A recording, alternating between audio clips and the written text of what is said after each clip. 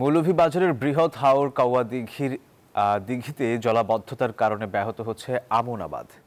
কৃষকরা জানান, হাওরে রোপণ করা হাজার হাজার একর আমন ধান এখন পানির নিচে। এমন পরিস্থিতিতে কাশিমপুর পাম্প হাউসের মাধ্যমে দ্রুত সময়ের মধ্যে পানি নিষ্কাশনের দাবি তাদের। শেখ সিরাজুল ইসলাম সিরাজের তথ্যচিত্রে ডেস্ক রিপোর্ট। মৌলভীবাজারের বৃহৎ হাওর কাউয়া দিঘিতে জলাবদ্ধতার কারণে আমন মৌসুমের শেষ দিকেও অনেক জমিতে ধান রোপণ করতে পারেননি কৃষক।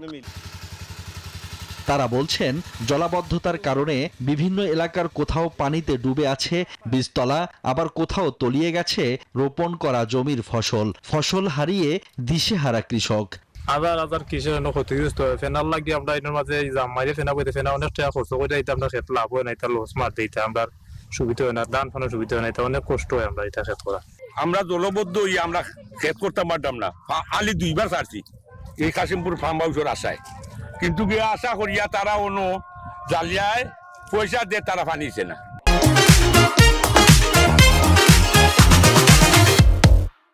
অভিযোগ রয়েছে, প্রভাবশালী রাজনৈতিক নেতা, প্রশাসন, কৃষি বিভাগ ও পাউবোকে ম্যানেজ করে আমন মৌসুমে পাম্প বন্ধ করে রাখার কারণেই জলাবদ্ধতার সৃষ্টি হয়েছে। এমন প্রেক্ষাপটে কাশিমপুর পাম্প হাউসের মাধ্যমে দ্রুত পানি নিষ্কাশনের দাবি তাদের।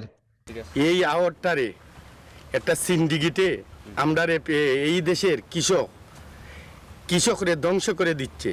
এই হাওর থেকে কোটি কোটি টাকা মৎস্যজীবীর কাছ থেকে একটা সিন্ডিকেট পার্টি নিয়ে এই হাওরটাকে ধ্বংস করে কৃষকরে ধ্বংস করে দিচ্ছে। ধান রোপণ করা সময়ের ভিতরে সপ্তাহ 10 দিন অথবা যদি আরো আগে সম্ভব হয় তাহলে নিষ্কাশনের ব্যবস্থা করার লাই আকুল আবেদন ডিসি মহোদয়ের কাছে জানাচ্ছি।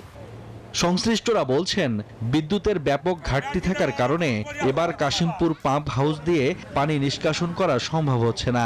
তবে সমস্যা সমাধানে প্রশাসন ও পাউবোর সাথে আলোচনা করে ব্যবস্থা নেওয়া হবে। তো দেখা গেছে যে কোনো দুঃশচক্র মাঝে মধ্যে গিয়া ওই সেচ প্রকল্প বন্ধ রাখা পায়তারা করে, যার ফলে আমাদের একটু সমস্যা হয়। মানে যখন থাকে বিদ্যুৎ যদি সারাদিনই থাকে, আমরা সারাদিনই হবে এই রোটেশনের মাধ্যমে চালাচ্ছি আর তো এই মাধ্যমে আমরা চেষ্টা করতেছি যে পানি কমার। এখন বাকিটা হচ্ছে আমরা কখন এরা করতে পারি আর কি, আমাদের চেষ্টার কোনো কমতি নেই আর কি। জেলা কৃষি বিভাগ জানিয়েছে, চলতি মৌসুমে শুধু কাউয়াদিঘি হাওরেই 9000 হেক্টর জমিতে আমনের আবাদ করছেন কৃষক। Desk report, news 24।